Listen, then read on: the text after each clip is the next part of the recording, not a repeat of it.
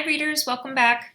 As I mentioned before, we're going to read from a nonfiction book today and take a look at some of the things you already know about reading nonfiction.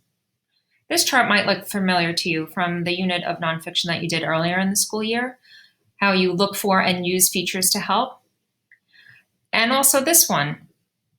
When you're reading nonfiction, you expect and look out for keywords, and you understand and use the keywords. When we're reading today, I want us to think about what is the text teaching us? What is this feature teaching us? What is the glossary teaching us? That is, if the book actually has a feature, such as a diagram or a text box, a caption. The glossary we talked a lot about in the introduction. So the book we'll read together is called Jellyfish, Mysterious Creatures from the Sea. And the only thing I really know about jellyfish is that they sting. I remember going to the beach as a child and my parents always saying, stay away from the jellyfish in the water. They can sting you. I never saw a jellyfish that looked like this one on the cover before. Let's take a look inside and see how the book is set up. Here we have a table of contents. Wonderful. At the end of the book, there's a glossary and an index. Inside the book, this is a chapter title on the left, Beautiful and Dangerous. It has, here's a diagram, just like one of the other books in the introduction had. Great. Here's another diagram that's in the form of a circle, so it must show some sort of cycle of some kind, a map. Okay, so another chapter called Food, Jellyfish Safety, and there again is the glossary and index at the end of the book. Let's go back to the beginning and think about those three questions. What is the text teaching me or helping me understand? What is the feature teaching me? And what is the glossary teaching me? Let's begin with Beautiful and Dangerous, which is on page 2. Jellyfish are beautiful and dangerous marine creatures. Marine is in bold, and I can use the context to help me figure it out, but I also know that I can go to the glossary, which I put a little screenshot of for convenience here so that I don't have to flip to the back of the book. So they're beautiful and dangerous marine creatures. Marine, I know the word marina, which is where boats are, so I'm guessing it's like a sea creature. Marine, belonging to the sea. Okay, so I was right. There are thousands of different kinds of jellyfish. They come in many different sizes and shapes. Most jellyfish are transparent. Here's that word transparent, and it's in the glossary, and it means see-through. Many glow in the dark. Wow, so already I learned so much from the text. There's thousands of different kinds. Most of them are see-through, and some of them even glow in the dark. All jellyfish sting. A sting from a jellyfish is painful to people. It can kill small marine animals, but will rarely kill a human. When you are at the beach, watch out for jellyfish on the shore and in the water. Chapter 2, The Anatomy of a Jellyfish. And I'm going to look at the feature first to see what I'm learning. Oh, isn't that interesting? So the top part of the jellyfish is called the hood, like the hood of a car. It has a mouth. I didn't know a jellyfish has a mouth.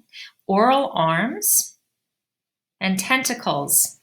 Oral arms, that's an interesting name of a part for the jellyfish, because oral, I think of when you refer to your mouth, oral. So oral arms, I don't know why they're called oral arms. Maybe the text will help us understand that. Jellyfish are mostly made up of water. Most jellyfish are bell-shaped.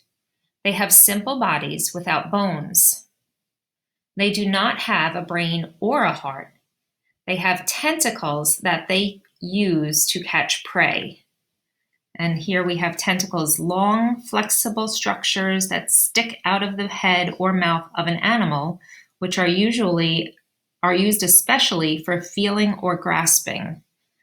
And that I knew already just because of octopuses. I know they have tentacles as well. So wow, this really taught me a lot. It helped me understand that there's different parts of the jellyfish. This feature, the diagram taught me, and what the names of those are, and that they don't even have a brain or a heart. Wow.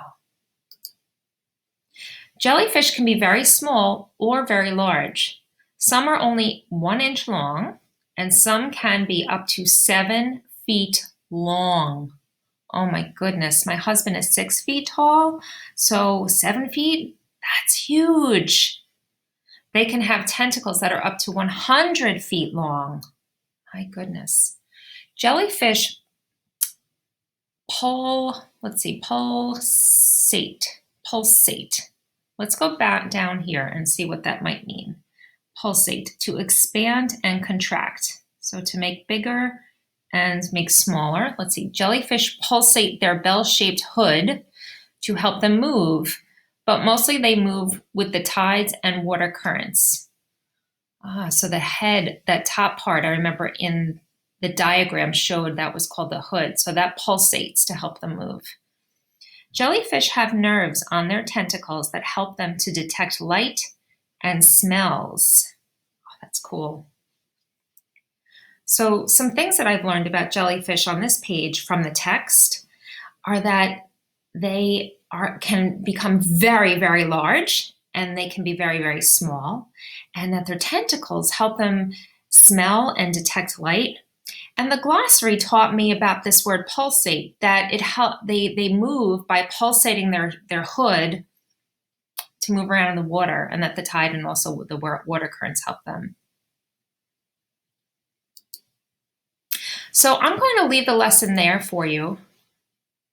And if you choose to read this book on your own, it's on a slideshow, the rest of the book, for you to enjoy, and to do the same kind of thinking and reading that I did. So hopefully some of the things you noticed, let's think about it. What did you notice that I did as a reader of nonfiction, reading the Jellyfish book?